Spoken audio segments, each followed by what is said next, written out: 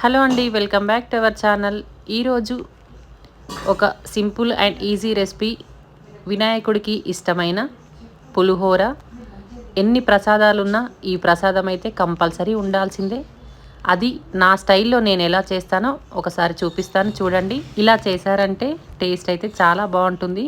దీనికోసం ముందుగా మనం చింతపండుని మంచిగా వాష్ చేసుకొని తీసుకొని దీంట్లో హాట్ వాటర్ వేసుకున్నట్టయితే చింతపండు తొందరగా నానుతుంది. మనకి ఈజీగా అండ్ ఫాస్ట్గా పులుసు ప్రిపేర్ చేసుకోవాలంటే ఇలా హాట్ వాటర్ వేసుకొని చింతపండు నానబెట్టుకోవాలి. నార్మల్ వాటర్ వేసినట్టయితే కొంచెం లేటుగా అవుతుంది. దీంట్లో వేయడానికి కొన్ని మిరియాలు, అలాగే సొంటి అయితే మంచిగా పౌడర్ లాగా చేసుకొని పక్కనైతే పెట్టుకోవాలి. మనకి చింతపండు నానిన తర్వాత ఇలా స్టెయినర్లో వేసుకొని చింతపండు పులుసును అయితే వడగట్టుకోవాలి. ఇలా చింతపండు పులుసును వడగట్టుకొని ఒక బౌల్లో వేసుకొని స్టవ్ పైన అయితే పెట్టుకోవాలి. ఇలా పులుసుని స్టవ్ పైన పెట్టుకున్న తర్వాత మనం ముందుగా దంచి పెట్టుకున్న సొంటి, మిరియాల పౌడర్, అలాగే కొంచెం సాల్ట్, పసుపు, కరివేపాకు, కొంచెం ఆయిల్ వేసుకొని ఒకసారి కలుపుకోవాలి. ఇలా కలుపుకున్న తర్వాత మనం ఫ్రెష్గా మిక్సీ పట్టుకున్న జీలకర్ర మెంతుల పొడి కూడా వేసుకొని ఒకసారి మళ్ళీ కలుపుకోవాలి.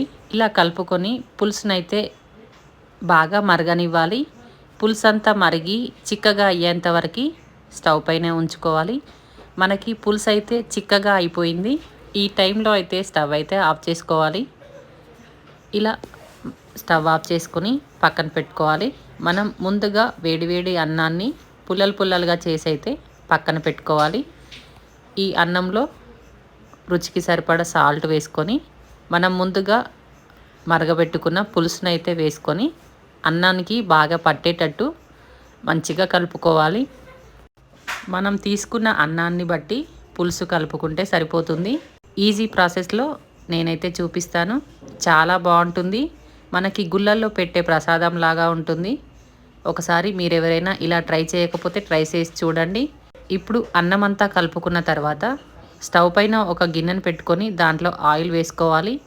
ఆయిల్ హీట్ అయిన తర్వాత జీలకర్ర, ఆవాలు, పచ్చిమిర్చి, పల్లీలు, కరివేపాకు, అలాగే శనగపప్పు, మినపప్పు వేసుకొని కొంచెం ఫ్రై అవ్వనివ్వాలి. ఇలా ఫ్రై అయిన తర్వాత ఇందులోనే ఒక 2-3 ఎండుమిర్చి వేసుకోవాలి. ఎండుమిర్చి వేసుకున్న తర్వాత 4 వెల్లుల్లి రెబ్బల్ని కచ్చాపచ్చగా దంచి అయితే వేసుకోవాలి. ఇవన్నీ మొత్తం ఫ్రై అయిన తర్వాత కొంచెం పసుపునైతే యాడ్ చేసుకోవాలి. ఇందులోనే కొంచెం నెయ్యి వేసినట్టయితే టేస్ట్ చాలా బాగుంటుంది. ఈమెంటి ఇలా చేస్తుంది అని అనుకోకండి, ఒకసారి ట్రై చేయండి. ఎలా వచ్చిందో మీ ఫీడ్బ్యాక్ని అయితే నాతో షేర్ చేసుకోండి. మంచిగా ఫ్రై అయిన తర్వాత స్టవ్ అయితే ఆఫ్ చేసుకోవాలి. మనం ముందుగా కలిపి పెట్టుకున్న అన్నాన్ని ఈ పోపులో వేసుకొని అంతా కలుపుకోవడమే. నేను చూపించిన ప్రాసెస్లో ఒకసారి అయితే ట్రై చేయండి.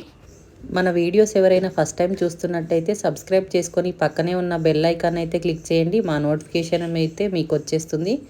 మా వీడియోస్ నచ్చినట్లయితే please like, share and subscribe. Thanks for watching. Bye.